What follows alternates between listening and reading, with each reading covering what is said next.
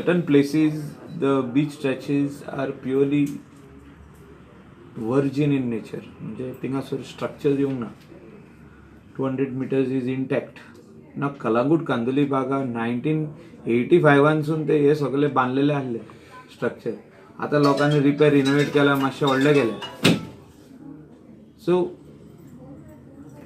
हे जे नोटिफिकेशन येयला मोर देन 50% लायक कालांगूट, कांदोली, मांजुना, वागातोर, शापोरा, मोर्जी, मांद्रे, आरंबोल, केरी म्हणजे नॉर्थ गोवा जो बेल्ट हा हो ऑलरेडी कंस्ट्रक्टेड जाल्लो हा.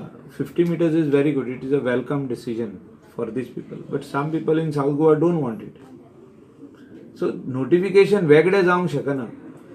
The state government can implement rules like still 200 meters can be no development, but that rule will be from Town Planning Act or Planning Act, not from CRZ.